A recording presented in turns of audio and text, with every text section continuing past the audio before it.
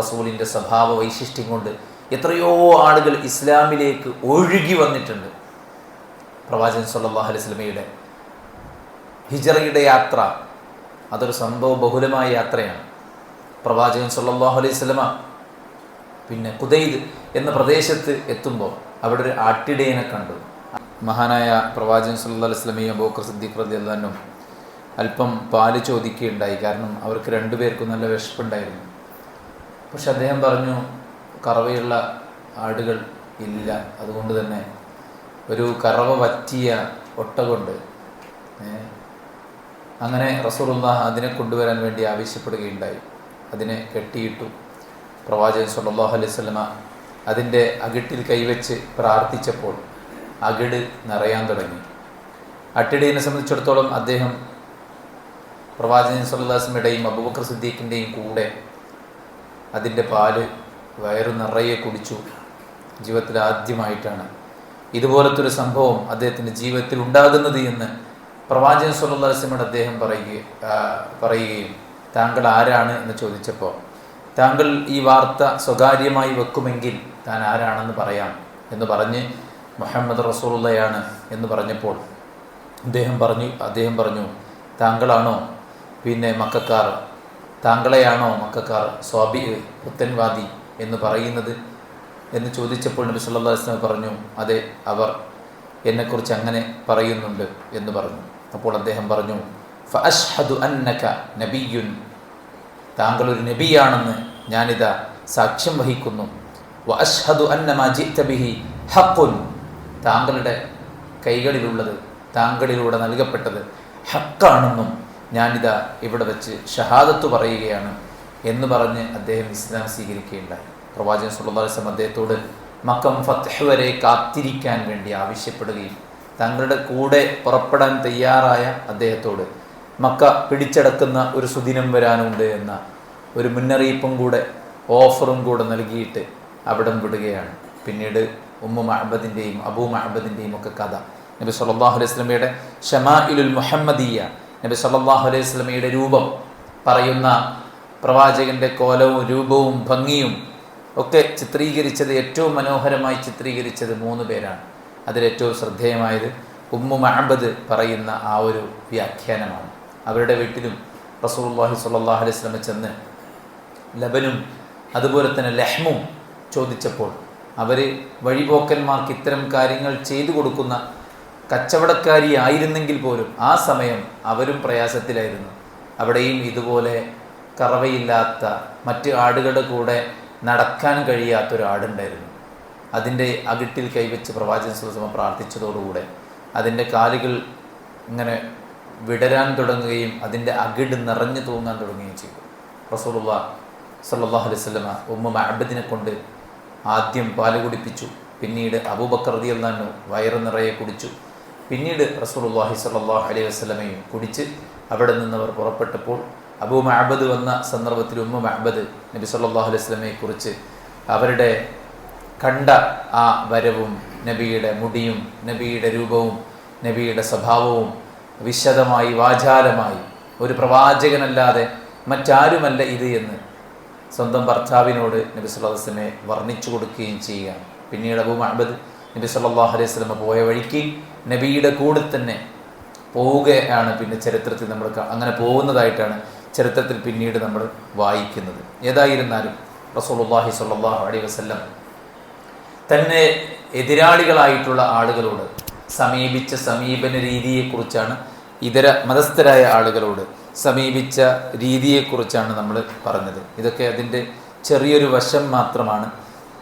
വിശാലമായിട്ട് ഒരുപാട് ചരിത്രങ്ങൾ ആ വിഷയത്തിൽ ക്രോഡീകരിക്കപ്പെട്ടത് നമുക്ക് വായിക്കാൻ കിട്ടും, കൂടുതൽ പഠിക്കാൻ നമ്മൾ തയ്യാറാവുക. ഇങ്ങനെ ഇസ്ലാം സ്വീകരിച്ച് പ്രവാചകൻ സല്ലല്ലാഹു അലൈഹി വസല്ലമയുടെ കൂടെ ജീവിച്ച ആളുകളാണ് നബിയുടെ സ്വഹാബത്ത് എന്ന് പറയുന്ന ആളുകൾ. ഒരു മണിക്കൂറെങ്കിൽ, അല്ലെങ്കിൽ ഒരു കൊല്ലം, അല്ലെങ്കിൽ ഒരു മാസം, അല്ലെങ്കിൽ ഒരു ദിവസം, അല്ലെങ്കിൽ ഒരു മണിക്കൂർ നബിയുടെ കൂടെ മുഅ്മിനായി സഹവസിച്ചിട്ടുണ്ടെങ്കിൽ മുഅ്മിനായി തന്നെ മരിച്ച അത്തരം ആളുകളാണ് സ്വഹാബത്ത്. നബി സല്ലല്ലാഹു അലൈഹി വസല്ലമ ഏറെ മഹത്വം കൽപ്പിച്ചിട്ടുള്ള ആളുകളാണ് സ്വഹാബത്ത്. ഖുർആനിൽ അല്ലാഹു സുബ്ഹാനഹു വ തആല സാബിഖുൽ അവ്വലൂന മിനൽ മുഹാജിരീന വൽ അൻസാർ വല്ലദീന തബഉഹും ബിഇഹ്സാൻ റളിയല്ലാഹു അൻഹും വറദു അൻ, മുൻകടന്ന സ്വർഗത്തിലേക്ക് മുൻകടന്ന ആളുകൾ. സ്വർഗത്തിൽ എല്ലാവരും പ്രവേശിക്കുന്നതിൻ്റെ 40 കൊല്ലങ്ങൾക്ക് മുമ്പ് പ്രവേശിക്കുന്ന ആൾക്കാരാണ് മുഹാജിറുകൾ. ആദ്യം സ്വർഗത്തിൽ പോകുന്നത് മുഹാജിരീങ്ങളാണ്. പിന്നീട് പ്രവാചകൻ സല്ലല്ലാഹു അലൈഹി വസല്ലം പറഞ്ഞു അൻസ്വാരികളാണ്.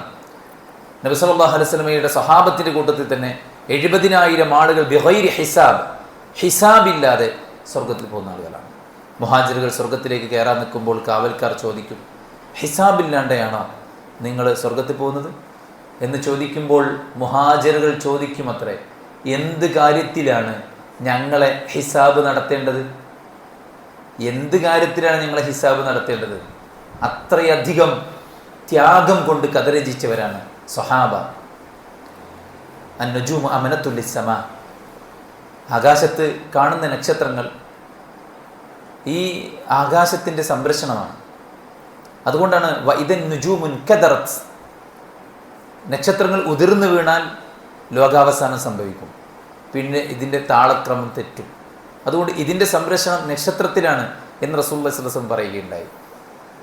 വഅസ്ഹാബി അമനത്തുൽ ഉമ്മത്തി, ആകാശത്തിൻ്റെ സംരക്ഷണം നക്ഷത്രത്തിലാണെങ്കിൽ നിങ്ങളുടെ സംരക്ഷണം എന്നിലാണ്. ഞാൻ പോയാൽ നിങ്ങൾക്ക് വിധിക്കപ്പെട്ടത് വരും.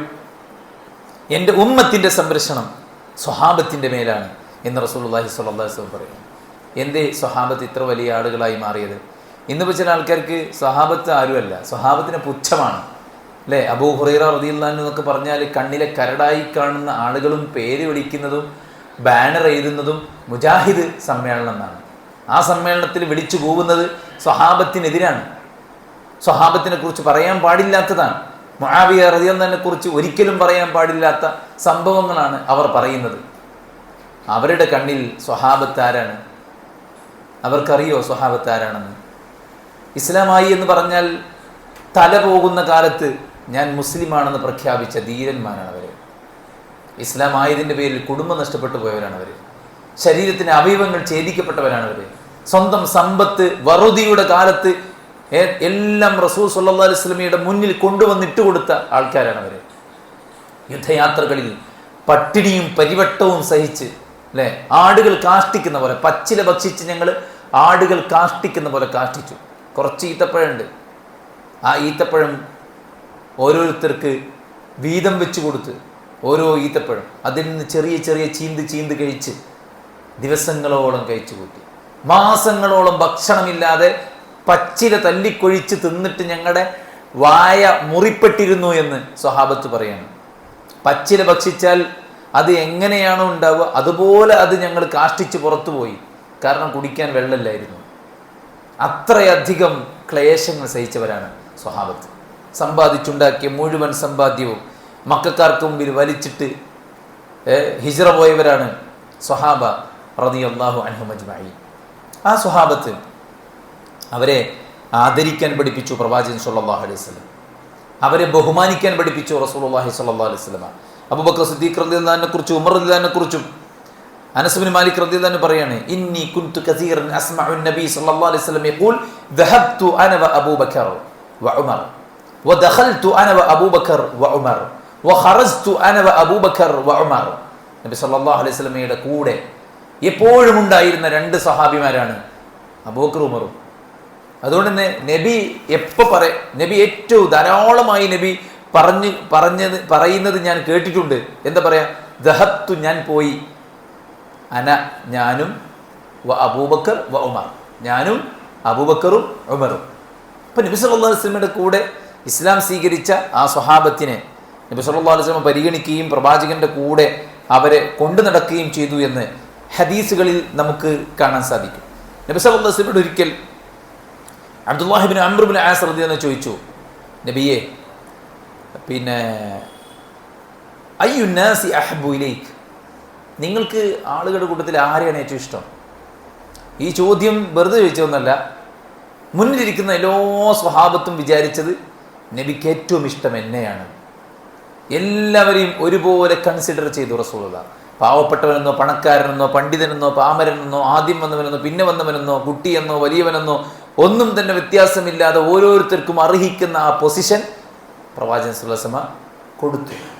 കുട്ടികളുടെ നമ്മൾ പറഞ്ഞു, അല്ലെ? പ്രവാചകൻ സല്ലല്ലാഹു അലൈഹി വസല്ലമക്ക് കുടിക്കാൻ വേണ്ടി പാല് കൊണ്ടുവരപ്പെട്ടപ്പോൾ പ്രവാചകൻ്റെ വലതു ഭാഗത്തൊരു കുട്ടിയാണ്, ഇടതു ഭാഗത്ത് വലിയ വലിയ സ്വഹാബിമാരാണ്. അപ്പോൾ ഈ കുട്ടിയോട് റസൂലുള്ള പെർമിഷൻ ചോദിക്കുകയാണ്, ഇത് മുതിർന്നവർക്ക് കൊടുത്തോട്ടെ എന്ന് ചോദിച്ചപ്പോൾ കുട്ടി പറയാണ് എനിക്ക് വേണം ആദ്യം. അപ്പോൾ ആ കുട്ടിക്ക് റസൂലുള്ളാഹി സ്വല്ലല്ലാഹു അലൈഹി വസല്ലം ആദ്യം പാല് കുടിക്കാൻ വേണ്ടി കൊടുക്കുകയാണ്.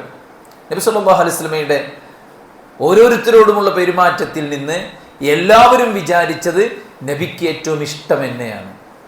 മനസ്സിലായോ? വിശ്വാസികളെ റസൂലുള്ളാഹി സ്വല്ലല്ലാഹു അലൈഹി വസല്ലമ ഏറ്റവും അങ്ങേയറ്റത്തെ രീതിക്ക് പരിഗണിക്കുകയും സ്നേഹിക്കുകയും ചെയ്തു. സൂറത്ത് തൗബയിൽ അള്ളാഹു സുബ്ഹാനഹു വ തആല പറഞ്ഞില്ലേ, നിങ്ങൾക്ക് അള്ളാഹു ഒരു നബിയെ പറഞ്ഞയച്ചിട്ടുണ്ട്. എന്താണ് ആ നബിയുടെ പ്രത്യേകത?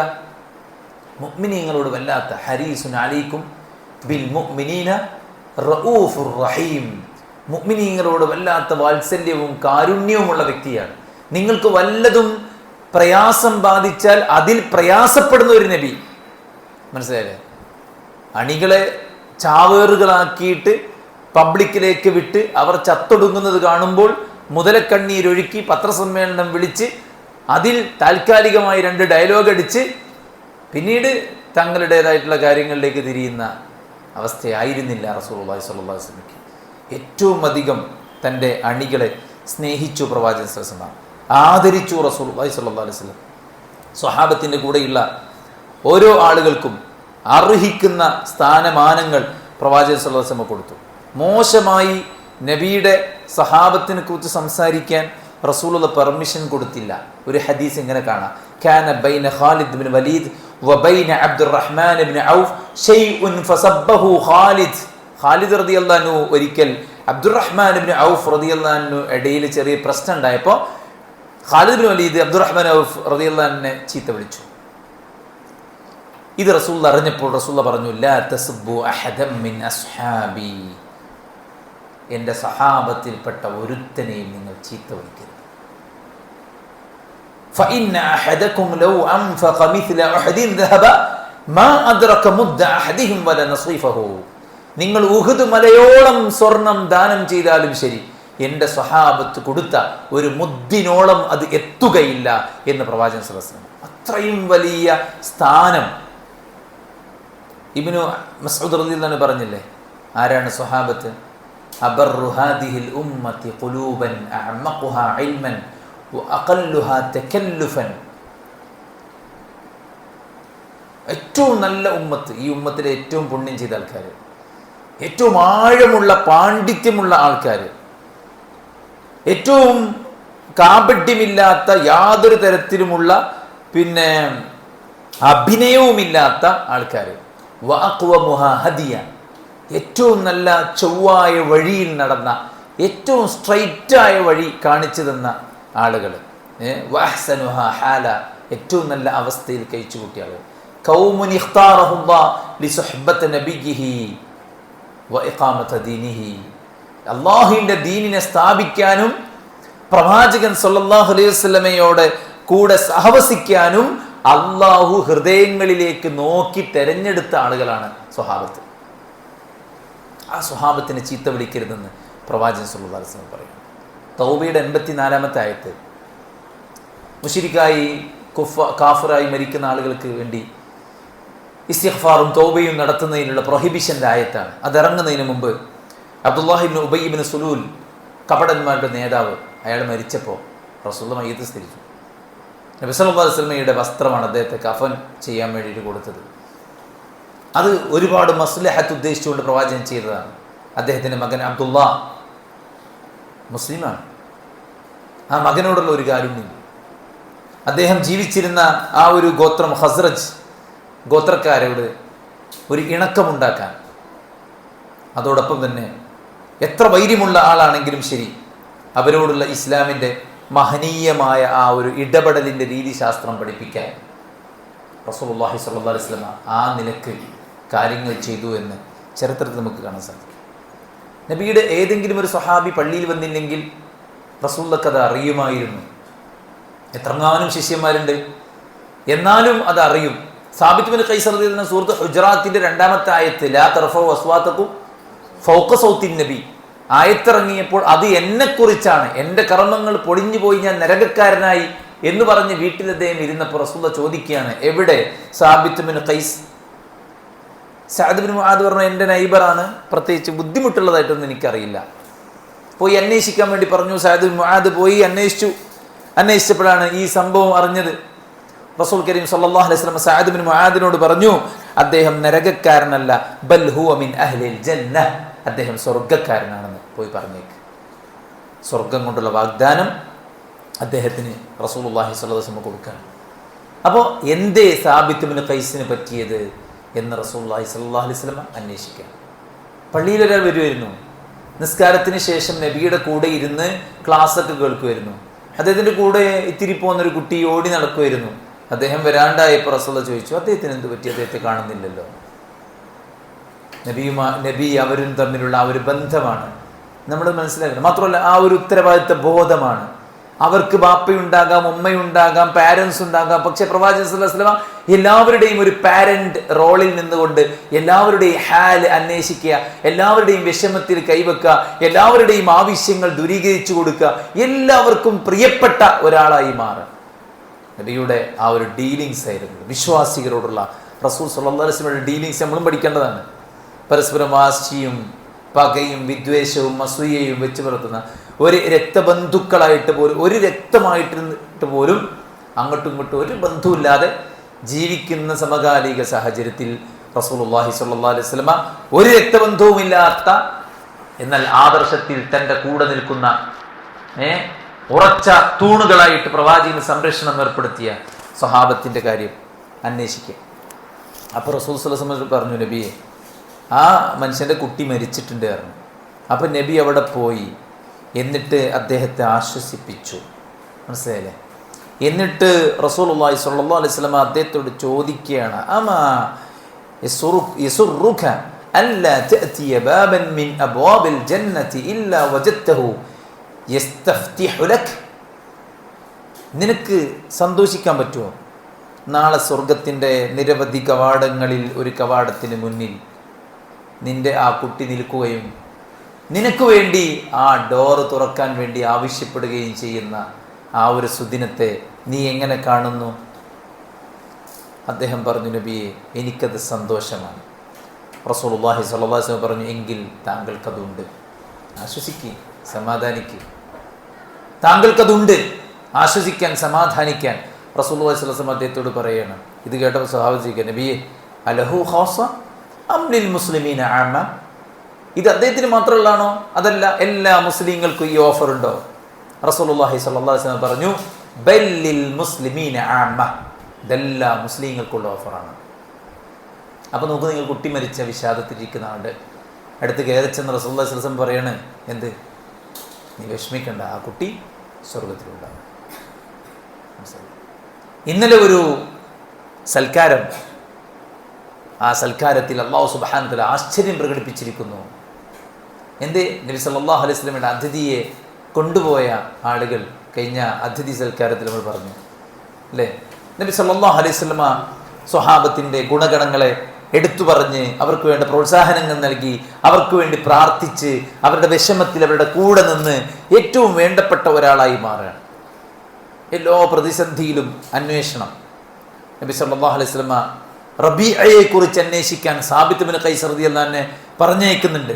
യുദ്ധത്തിൽ പരിക്ക് പറ്റിയ അദ്ദേഹത്തിൻ്റെ അടുക്കലേക്ക് പറഞ്ഞയക്കുന്നുണ്ട്.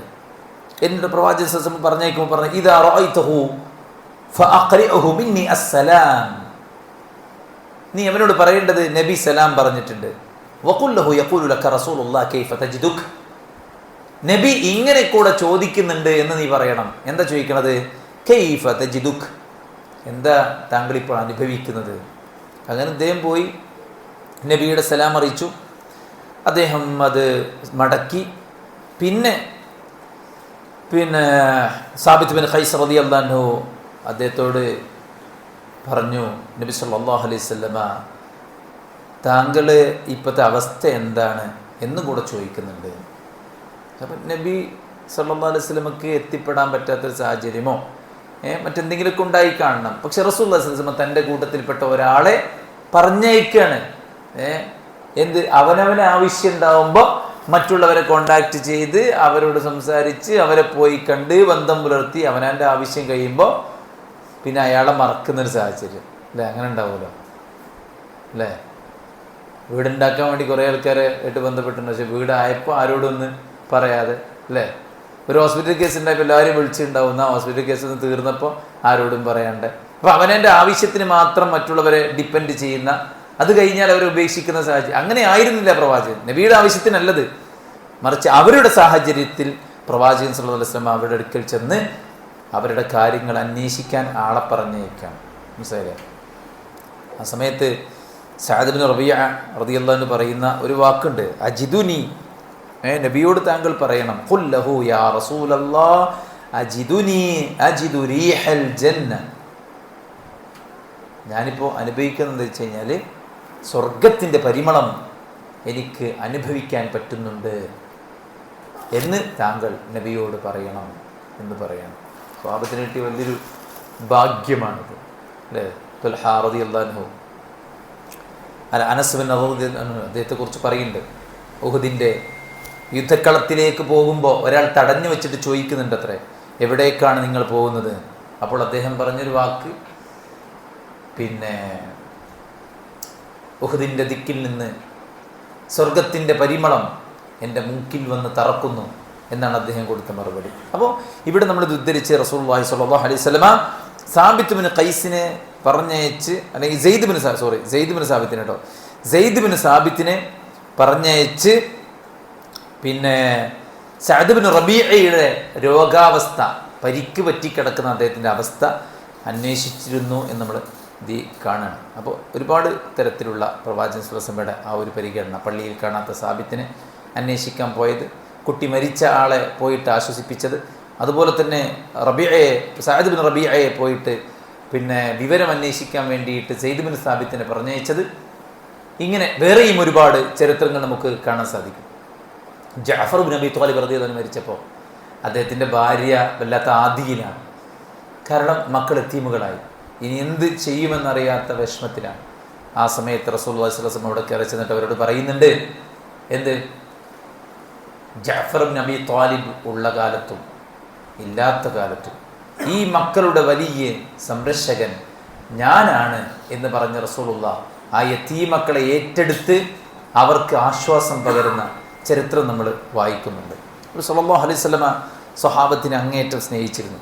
അതിൻ്റെ ഏറ്റവും വലിയ ഉദാഹരണമാണ് മുഅ്ത യുദ്ധം നടക്കുമ്പോൾ റസൂലുള്ളാഹി സ്വഹാബത്തിന് അതിൻ്റെ അപ്ഡേഷൻ വഹീൻ്റെ അടിസ്ഥാനത്തിൽ ഇങ്ങനെ പറഞ്ഞു കൊടുത്തുകൊണ്ടിരിക്കുക.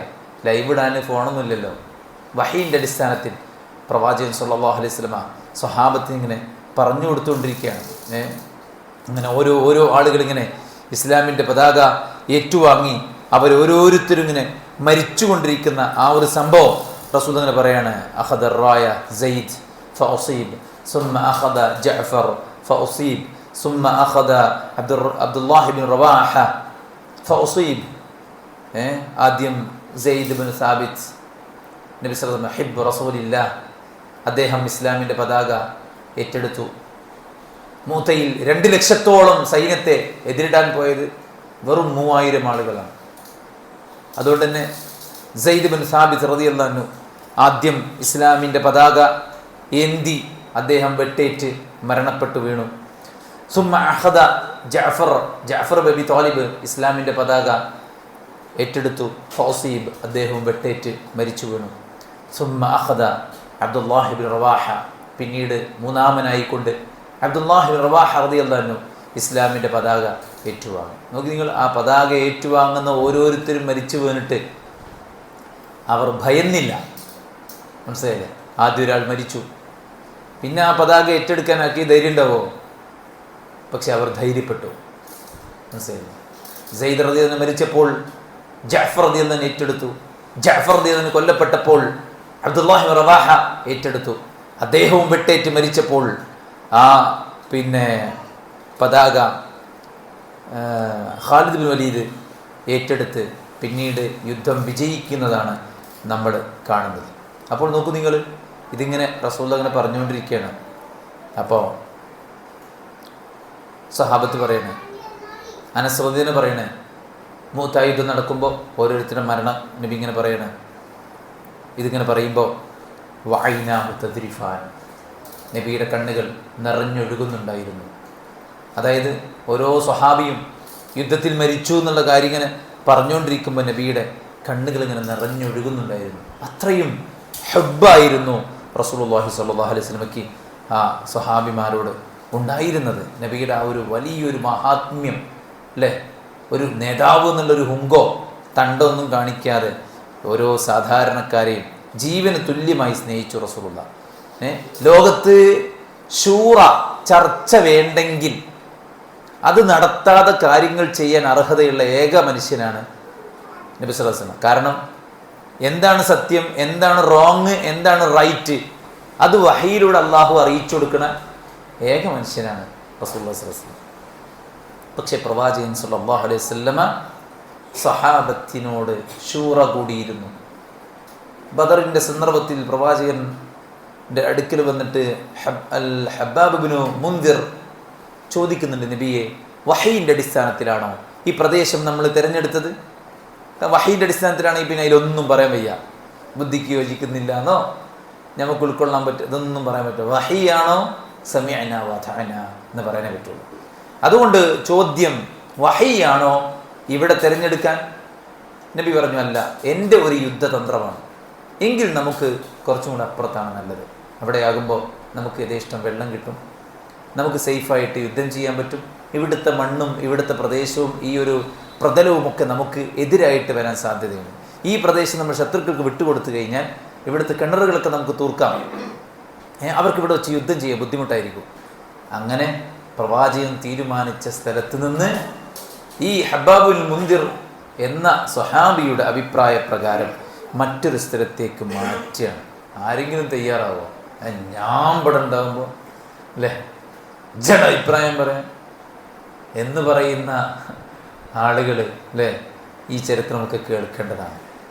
റസൂലുള്ളാഹി സ്വല്ലല്ലാഹു അലൈഹി വസല്ലം പിന്നെ അവരുമായി കൂടിയാലോചന നടത്തി, അവരുടെ അഭിപ്രായത്തിന് പരിഗണന കൊടുത്തു. ഉഹുദിനും ഇതുപോലെ തന്നെയാണ്. ഉഹുദിൽ മുശ്രിക്കുകൾ മദീനയുടെ ഓരത്ത് വന്ന് നിൽക്കുമ്പോൾ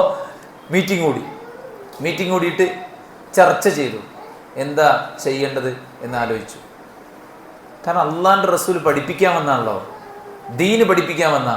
ഫഅംറുഹും ശൂറാ ബൈനഹും, നിങ്ങളുടെ കാര്യം നിങ്ങൾ ശൂറ ചെയ്ത് തീരുമാനിക്കണം എന്ന ഖുർആന്റെ കൽപ്പന ആരാ പ്രാക്ടിക്കലാക്കി കാണിച്ചു തരണ്ടേ? നബിയല്ലേ. അതുകൊണ്ട് റസൂലുള്ളാഹി സ്വല്ലല്ലാഹു അലൈഹി വസല്ലമ മുശ്രിക്കുകൾ മദീനയുടെ ഓരത്ത് വന്ന് നിന്നപ്പോൾ വിളിച്ചു. അപ്പം ഇങ്ങനെ ചർച്ച നടക്കുമ്പോൾ കപട വിശ്വാസികൾ പറഞ്ഞു, ഈ സമയത്ത് നമുക്കൊരു യുദ്ധം അപകടകരമാണ്, അതുകൊണ്ട് യുദ്ധത്തിന് പോകാണ്ടിരിക്കുകയാണ് നല്ലത്. അവർക്ക് യുദ്ധത്തിന് പോകാനുള്ള മടികൊണ്ടാണ്. ഒന്ന് തടിമ മുറിയാവും, രണ്ട് സമ്പത്തും സംഗതികളൊക്കെ പോവും. ഒന്നുകിൽ വിജയം അല്ലെങ്കിൽ പരാജയം, രണ്ടിലേതെങ്കിലും ഒന്നും സംഭവിക്കുമല്ലോ. അപ്പം അതിനെ നേരിടാനുള്ള വിശ്വാസപരമായിട്ടുള്ള ധൈര്യം അവർക്കില്ല. ആ ഒരു തവക്കുലും ആ ഒരു ഇഹ്തിസാബും ആ ഒരു ത്യാഗസന്നദ്ധതയും ഒന്നും അവർക്കില്ലാത്തതുകൊണ്ട് തന്നെ അവർ നിരുത്സാഹപ്പെടുത്തി. പക്ഷെ യുവാക്കളായിട്ടുള്ള സ്വഹാബിമാർ അവരെന്ത് ചെയ്തു? നബി സല്ലല്ലാഹു അലൈഹി വസല്ലം പറഞ്ഞു, നബിയെ അവർ 3000-ഓളം ആളുണ്ട്, നമ്മളിപ്പോൾ ഒന്നും ചെയ്തില്ലെങ്കിൽ അടുത്ത സ്റ്റെപ്പ് അവർ മദീനയിലേക്ക് ഇരച്ചു കയറും. മദീനയിൽ അവർക്ക് സഹായം കൊടുക്കാൻ ഒരുപാട് ആൾക്കാരുണ്ട്. സന്ധിയൊക്കെ ഉണ്ടെങ്കിലും ശത്രുവിൻ്റെ മിത്രം എന്ന് പറഞ്ഞല്ലോ അല്ലേ. അതുപോലെ എന്ത് ചെയ്യും? നബി സല്ലല്ലാഹു അലൈഹി വസല്ലമക്ക് ചതിക്കുഴി ഉണ്ടാക്കുന്ന, നബിക്ക് വിഷം പുരട്ടി കൊടുക്കുന്ന ആളുകൾ ഇവിടെയുണ്ട്. അതുകൊണ്ട് നമുക്ക് അപകടകരമാണ് പ്രതിരോധിച്ചില്ലെങ്കിൽ. അത് സ്വഹാബത്ത് പറഞ്ഞു. റസൂലുള്ളാഹി സ്വല്ലല്ലാഹു അലൈഹി വസല്ലമ ആ അഭിപ്രായത്തെ സെലക്ട് ചെയ്തു. റസൂൽ ഹുജ്റയിൽ പോയി പടക്കുപ്പായം ധരിച്ച് ആയുധമെടുത്ത് തിരിച്ചു വരാൻ നിൽക്കുന്ന ആ സമയത്ത് സ്വഹാബത്ത് ഇങ്ങനെ കൂടിയിട്ട് പറഞ്ഞു, അല്ല, നമ്മളൊക്കെ നബിനെ നിർബന്ധിച്ചോ യുദ്ധം ചെയ്യാൻ? നമ്മളിങ്ങനെ നിർബന്ധിച്ചിട്ടാണോ റസൂലുള്ള എന്നാ യുദ്ധം ചെയ്യാമെന്ന് സമ്മതിച്ചത്? അതല്ല, ശരിക്കും യുദ്ധം ചെയ്യേണ്ടതില്ലേ? അങ്ങനെ ഒരു ചർച്ച അതിനിടക്കുണ്ടായി. പ്രത്യേകിച്ച് യുദ്ധത്തിന് തീരെ താല്പര്യമില്ലാത്ത കപടവിശ്വാസികൾ ഉള്ളതുകൊണ്ട് ആ ഒരു ചർച്ചക്ക് പ്രസക്തി ഉണ്ടാവും ചെയ്യും. അവിടെ പ്രവാചകൻ സല്ലല്ലാഹു അലൈഹി വസല്ലമ യുദ്ധത്തിന് റെഡിയായി വന്ന് ഇറങ്ങി നിൽക്കുമ്പോൾ സഹാബത്ത് ചോദിച്ചു, നബിയെ, ഞങ്ങൾ നിർബന്ധിച്ചത് കൊണ്ടാണോ ഉഹുദിലേക്ക് പുറപ്പെടാൻ നിങ്ങൾ തീരുമാനിച്ചത്? അങ്ങനെയാണെങ്കിൽ വേണ്ട, യുദ്ധം വേണ്ട, നമുക്ക് ഇവിടെ തന്നെ ഇരിക്കാം. അപ്പോൾ റസൂലുള്ളാഹി സ്വല്ലല്ലാഹു അലൈഹി വസല്ലം പറഞ്ഞു, ഒരു പ്രവാചകനും യുദ്ധത്തിന് വേണ്ടി മുന്നൊരുക്കങ്ങൾ നടത്തിക്കഴിഞ്ഞാൽ പിന്നീട് യുദ്ധം നടത്താതെ ആ പടക്കുപ്പായം അഴിച്ചു വെക്കാറില്ല. അപ്പോൾ അത് എന്താണ്? തീരുമാനമാണ്, ഓൾറെഡി ഫിക്സ്ഡ് ആണ്. അങ്ങനെ അവർ പുറപ്പെട്ടു. 1000 പേർ പുറപ്പെട്ടു. 300ഓളം കപടവിശ്വാസികൾ പകുതിക്ക് വെച്ച് യുദ്ധം നടക്കുന്നു മനസ്സിലായപ്പോൾ തടിയനങ്ങാൻ മടിയുള്ള അവരെന്ത് ചെയ്തു? അവിടെ ആ യാത്രയിൽ നിന്ന് മാറി നിന്നു. ബാക്കി സ്വഹാബത്ത് ഉഹദിന്റെ രണഭൂമിയിലേക്ക് പോയി. ആദ്യ സമയം കനത്ത പോരാട്ടം. 3000 ശത്രുക്കൾ ഉണ്ടായിട്ടും 700 വിശ്വാസികൾ അതിശക്തമായ പോരാട്ടം നടത്തി വിശ്വാസികൾക്ക് വിജയം ലഭിച്ചു. ജബൽ റുമാത്തിൽ നിർത്തി 50 അമ്പെയ്ത്തുകാർ ഇറങ്ങിയതോടെ ശത്രുക്കൾ പിന്നിലൂടെ വന്ന് ജബൽ റുമാത്തിൽ കയറി സ്വഹാബത്തിന് തുരുതുര അമ്പെയ്യുകയും തിരിച്ച് ആക്രമിക്കുകയും ചെയ്ത ഘട്ടമാണ് ഉഹദിൽ നമ്മൾ കാണുന്നത്. ഈ ചരിത്രം നമ്മളിവിടെ പറഞ്ഞത് ഉഹദ് ശൂറ നടത്തിയിട്ടാണ് പുറപ്പെട്ടത്.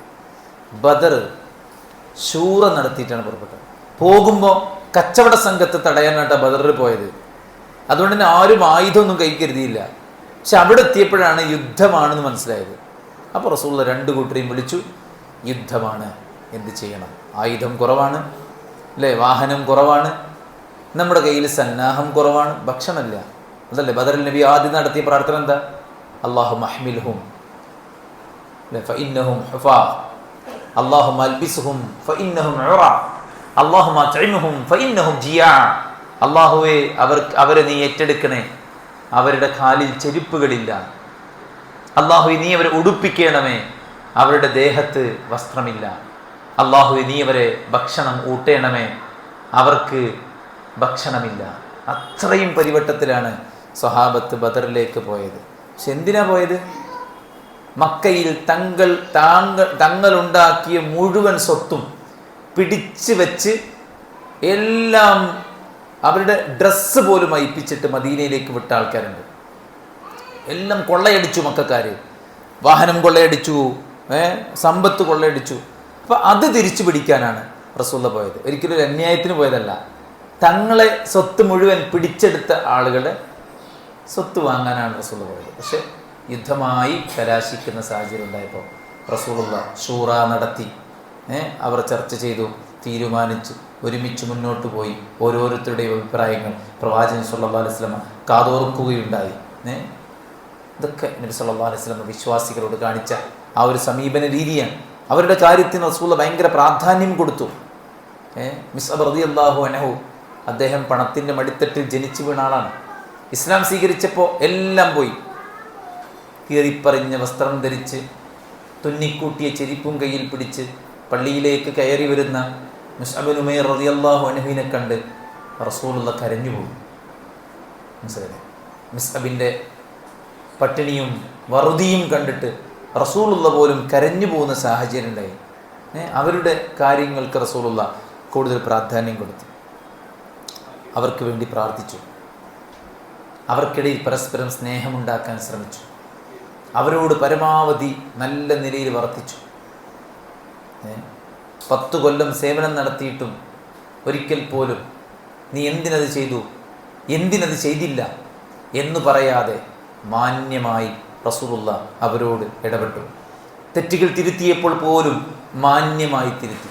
വിഷയത്തിൻ്റെ ഗൗരവത്തിനനുസരിച്ച് റസൂലുള്ളാഹിയുടെ മുഖഭാവം മാറി, ശബ്ദമുയർന്നു.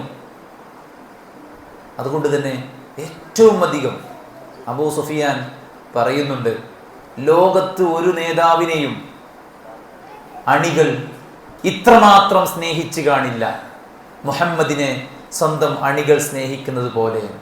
ശത്രുക്കൾക്ക് വരെ തോന്നിയത്, അതായത് സ്വന്തം ശരീരത്തിന് എന്തു പറ്റിയാലും കുഴപ്പമില്ല.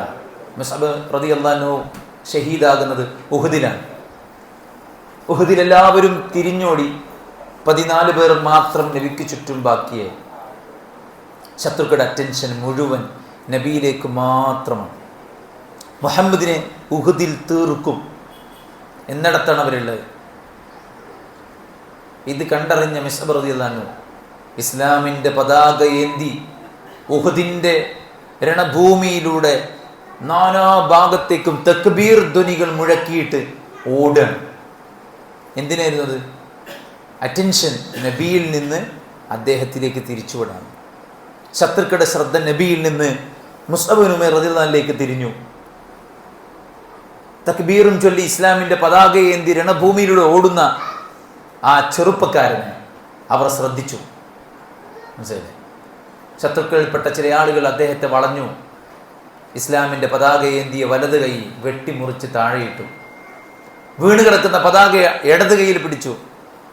ഇടത്തെ കൈയും വെട്ടിമുറിച്ചപ്പോൾ ബാക്കി കൈകളുടെ ബാലൻസ് മുറിയാത്ത ഭാഗങ്ങൾ കൊണ്ട് ഇസ്ലാമിന്റെ പതാക ചേർത്ത് പിടിച്ച് അദ്ദേഹത്തിന്റെ നെഞ്ചകം നോക്കിയിട്ട് ശത്രു മൂർച്ചയേറിയ കുന്തം കുത്തിത്തറച്ച് ഉഹദിന്റെ രണഭൂമിയിൽ മുസ്അബ് ഇബ്നു ഉമൈർ റളിയല്ലാഹു അൻഹു ഷഹാദത്ത് വരിക്കുകയാണ്. നബി സല്ലല്ലാഹു അലൈഹി വസല്ലമയോടുള്ള അടങ്ങാത്ത ഹബ്ബ്, നബിയിൽ നിന്നുള്ള ശത്രുക്കളുടെ അറ്റൻഷൻ തന്നിലേക്ക് തിരിച്ചു പിടിച്ച് നബിയെ സംരക്ഷിക്കാൻ വേണ്ടി രണഭൂമിയിൽ അദ്ദേഹം നടത്തിയ പടയോട്ടം വല്ലാത്തതാണ്. എങ്ങനെ ഒരു നേതാവിനെ അണികൾ ഇത്രയധികം സ്നേഹിച്ചു എന്ന് ചോദിച്ചാൽ പ്രവാചകൻ അങ്ങനെയായിരുന്നു സല്ലല്ലാഹു അലൈഹി വസല്ലം. അങ്ങനെ പറയില്ല, ചില ആൾക്കാർക്ക് മരിച്ചാൽ എത്ര കൊല്ലം കഴിഞ്ഞാലും സങ്കടം തീരൂല ചില ആൾക്കാർക്ക്. അപ്പം നമ്മൾ ചോദിക്കും, എന്തിനാണ് ഇങ്ങനെയൊക്കെ? ഇപ്പോൾ എല്ലാവരും മരിക്കൂലേ, നമുക്ക് മരിച്ചു പോകണ്ടേ എന്നൊക്കെ പറയുമ്പോൾ അവർ പറയും, ഞങ്ങൾ അങ്ങനെയായിരുന്നു. പ്രവാചകൻ സല്ലല്ലാഹു അലൈഹി വസല്ലമ സ്വഹാബത്തിനോട് അങ്ങനെയായിരുന്നു. സവാദ് റളിയല്ലാഹു അൻഹുവിന്റെ ചരിത്രം നമ്മൾ എപ്പോഴും കേൾക്കണതാണ്. അല്ല, യുദ്ധത്തിന് പോകാൻ വേണ്ടിയിട്ട് യുദ്ധത്തിന് അണി ശരിയാക്കുമ്പോൾ വയറ്റത്തൊന്ന് വടികൊണ്ട് ജസ്റ്റ് ഒന്ന് ഇങ്ങനെ തൊഴിച്ചപ്പോൾ നബിയെ എനിക്ക് പ്രതികാരം ചോദിക്കണം കാണിച്ചു കൊടുത്തു.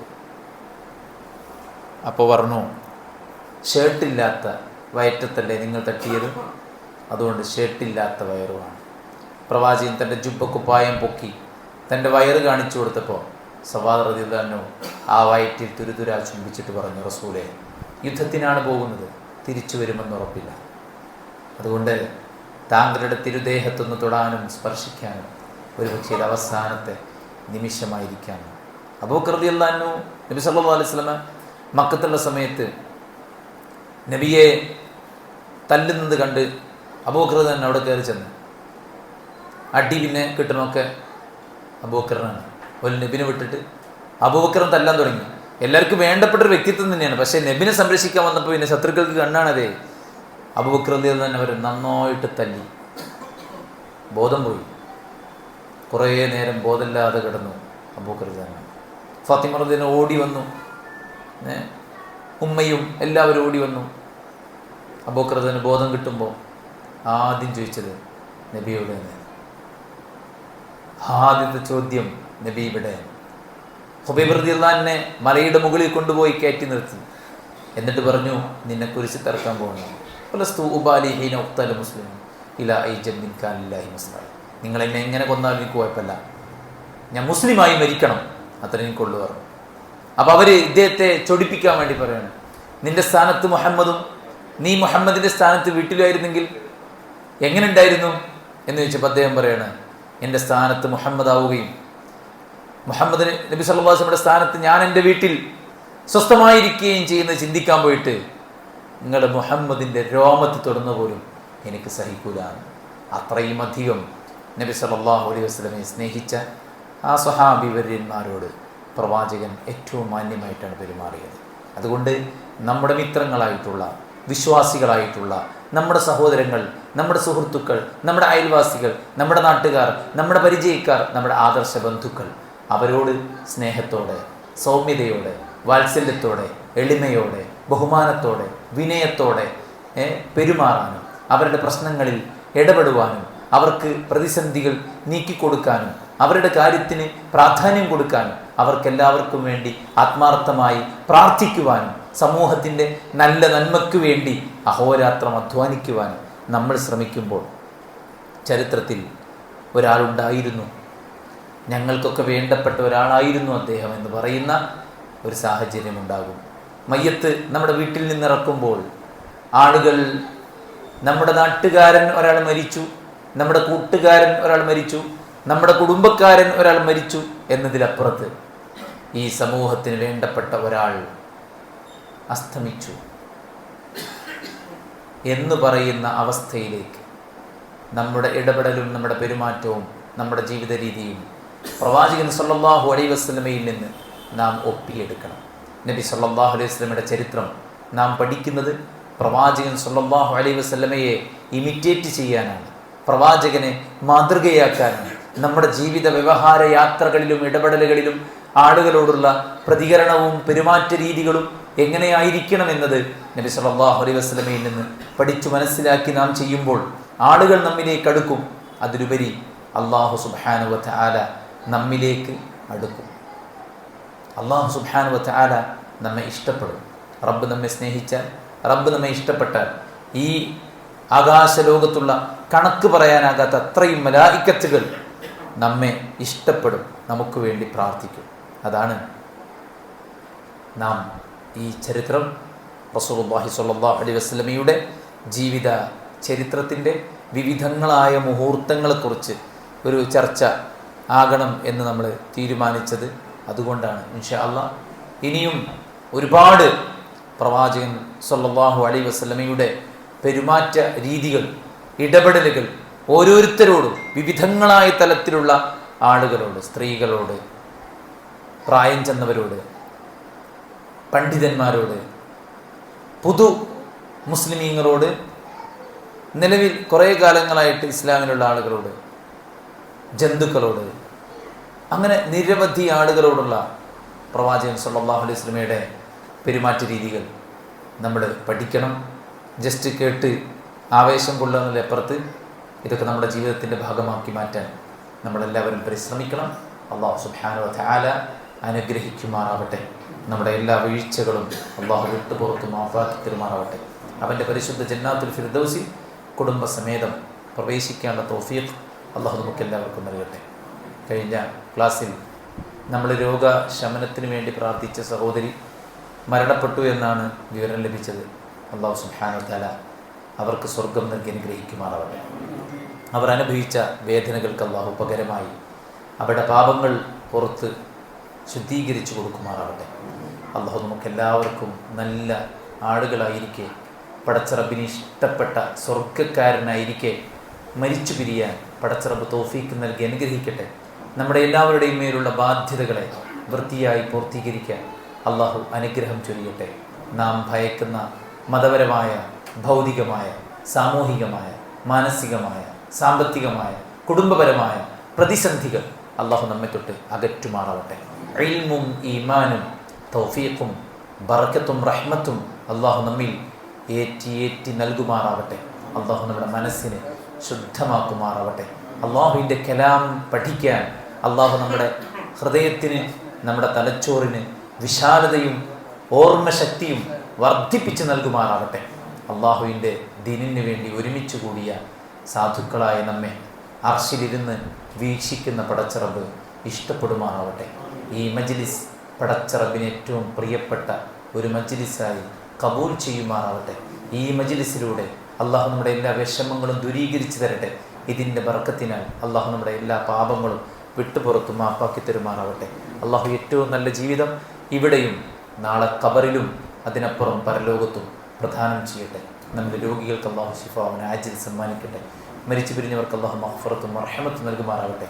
നമ്മുടെ രാജ്യത്ത് അല്ലാഹു സമാധാനവും ഐക്യവും സാഹോദര്യവും സ്വാതന്ത്ര്യവും നിലനിർത്തി തരുമാറാവട്ടെ. അല്ലാഹുവിൻ്റെ ദീനിൻ്റെ വഴിയിൽ അഹോരാത്രം അധ്വാനിക്കാൻ അല്ലാഹു തൗഫീക്ക് ചെയ്യട്ടെ. 1000 ആളുകൾക്ക് ഈ ദീനിൻ്റെ വെളിച്ചം എത്തിച്ചു കൊടുക്കാനുള്ള തൗഫീഖ് കാരണക്കാരാക്കി അല്ലാഹു നമ്മെ മാറ്റുമാറാവട്ടെ. തൗഹീദിൻ്റെ ശബ്ദം ഉയർന്നു കേൾക്കുന്ന സ്ഥാപനങ്ങളുടെ നിർമ്മിതിയുടെ പിന്നിൽ അല്ലാഹു നമുക്കും പങ്കും അതിൻ്റെ ഓഹരിയും പ്രദാനം ചെയ്യുമാറാവട്ടെ. അല്ലാഹുവിൻ്റെ ദീനിൻ്റെ വഴിയിൽ സമ്പത്ത് കൊണ്ടും ശരീരം കൊണ്ടും അറിവ് കൊണ്ടും കഴിവ് കൊണ്ടും പരമാവധി അധ്വാനിക്കാൻ അല്ലാഹു തൗഫീഖ് ചെയ്യട്ടെ. اللهم ربنا تقبل منا إنك أنت السميع العليم وتب علينا إنك أنت التواب الرحيم. ربنا آتنا في الدنيا حسنة وفي الآخرة حسنة وقنا عذاب النار. آمين برحمتك يا أرحم الراحمين. سبحانك اللهم وبحمدك أشهد أن لا إله إلا أنت أستغفرك وأتوب إليك.